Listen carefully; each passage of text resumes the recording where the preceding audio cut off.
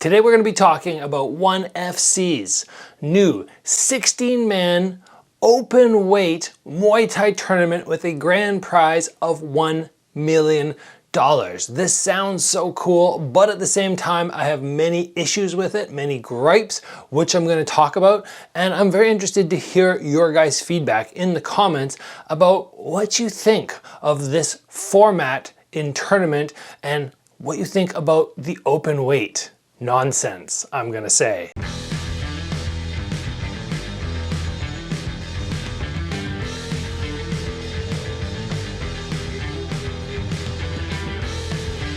So in case you missed it the other day, 1FC is doing big things. They're actually moving and doing a live event over to the US for the very first time. They are now on Amazon Prime, many of their events streaming over there. Superbon versus, I always forget how to pronounce his name, Chingev, something like that, Alazov. They're fighting, by the time I've actually filmed this, it's probably already happened, and I will be sure to cover that fight, but they're doing massive things. And in the middle of one of their announcements the other day, the CEO of the company came out with a massive Muay Thai announcement saying we are going to put Muay Thai on the map. We're going to explode this sport, give it the recognition it deserves, and we're going to start doing this by hosting a 16-man open weight. That means that anybody at any weight class can compete in this, and you could have somebody who decides to enter at 135 pounds, and if the brackets line up, they could end up against a heavyweight at over 200 pounds. They also announced that there is a $1 million grand prize, and if I didn't already mention it 2 or 3 times, it's a 16-man bracket. So overall, I want to slow down, I want to break this up and tell you my opinion on each stage of it. 16-man tournament, let's start there. I actually really like this format. It is very similar to what I would do if I was hosting an event and had limitless money. 16-man, you start off, everybody fights once, and then you move on at a later date to an 8-man. Everybody probably will fight again on that tournament or on that card, but I don't love tournaments where you have to compete multiple times in a night because the best fighter is not as likely to win because you can get injured.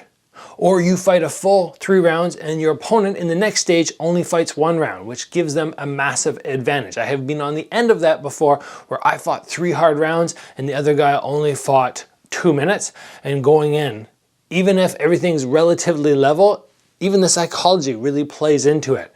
So the 16-man I really like on multiple dates. It might take a whole year for them to get through this card, but I think it's an amazing format. Next, let's move into the open weight class. This is where I start to have an issue with this because there are many people who don't understand how much weight makes a difference. And it's very confusing when you, in the past especially, heard guys like Conor McGregor going, okay, I'm going to fight at 145. He wins the belt there. He's like, oh, I'm going to move up to 155. He wins the belt there. And then he starts talking about, oh, I'm going to fight at 170, or I'll fight Anderson Silva. Obviously, none of that happened, and he would get crushed at 170 or 185 pounds against pretty much any of those guys. But the average fight fan might just hear that, not recognize how ridiculous it is, and then see something like this open tournament, go, you know, Rodtang, he's one of my favorite fighters. He could crush anybody, and not realize that, no, that's not the case. I would fight Rodtang if he wanted to. And, you know, I have to sort of put humility aside a little bit, but with the height difference and the weight difference, he's not going to beat me. It's just not going to happen. He does not hit hard enough to hurt me, even though he hits hard for that weight class. And all you sometimes need is an extra 10, 15 pounds to even take somebody like Rodtang, who is an absolute beast at taking shots, where all of a sudden he can't take those shots anymore. So to put anybody in this tournament who is under 185 pounds on weigh-in day, anybody under that is going to get demolished. And there is actually, you know, the 1FC heavyweight landscape is not great. There's not a whole lot of guys in there who are scary good, but there is one guy who was the light heavyweight champion I'm drawing a blank on his name as well. There's so many fighters to remember, so many promotions. Anyway, he fought at 205 and then moved up to the heavyweight class, light heavyweight to heavyweight, won both of those, champion, very, very good fighter, like sharp, very dynamic, fast, smart. If anybody can beat him in this open weight Muay Thai tournament, I will be shocked unless they bring in talent from somewhere else.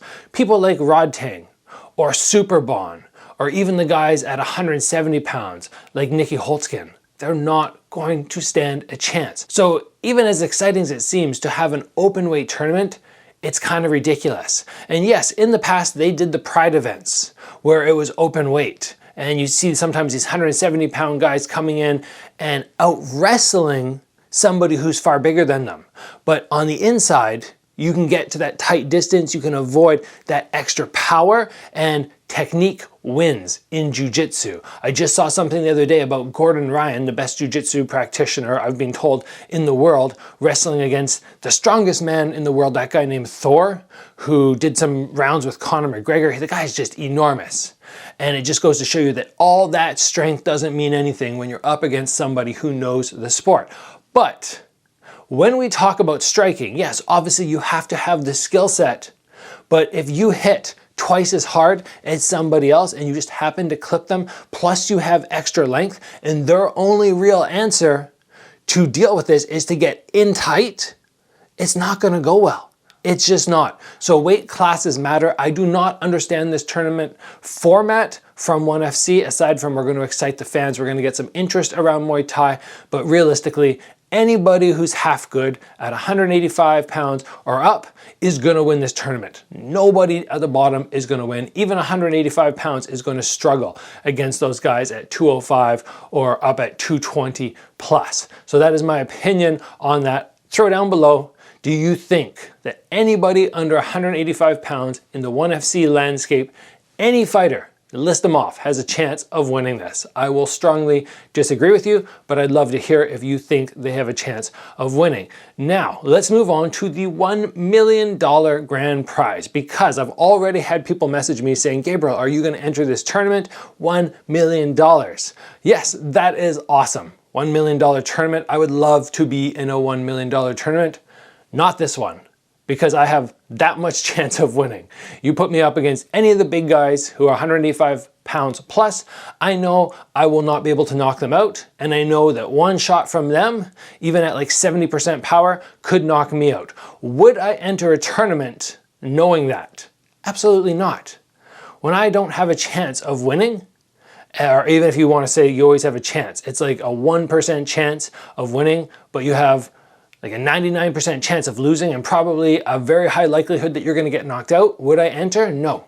I'm smarter than that. And I hope most of the smaller guys in ONE FC are smart enough to recognize that as well, because this sport, even though it's a sport, it's not a game. It is something that can have lifelong repercussions for treating it in the wrong way, disregarding the possible injuries that may come. I've been lucky so far, but I am very aware of the dangers. It's on the forefront of my mind all the time, and that's why I prioritize my defense in training camp to try and minimize the injuries. So $1 million, that's spectacular. It's not enough money to interest me in this type of risk. Overall, what do you guys think? Are you pumped for this tournament, or do you think it's kind of ridiculous and you would have rather seen some other format, maybe where they at least cut it in half? Like we're going to do an open weight tournament for 135 pounds to 155 pounds, and then one from 170 to 200, something like that. I really don't understand the point of including heavyweights in any of these tournaments, because obviously they're the biggest, they're the best, and there's nobody who's going to beat them. It's just the way it is. If you don't understand that, you don't understand size, you don't understand the fight game in the way that I like to think that I do. Would I move up in weight class to fight somebody, the champion at another division? Maybe, if the money was right. Would I move up 2 weight classes to fight somebody? No, it's not going to happen. I'm not that dumb. It's not going to happen. So that is my thoughts on this tournament. Congratulations to ONE FC for getting lots of hype around it, but I think it's just more of a PR stunt than anything else, in my opinion. If you guys enjoyed the episode, please give it a like. If you haven't already, join the channel and get subscribed. As always, train hard. I will see you back here soon for another video.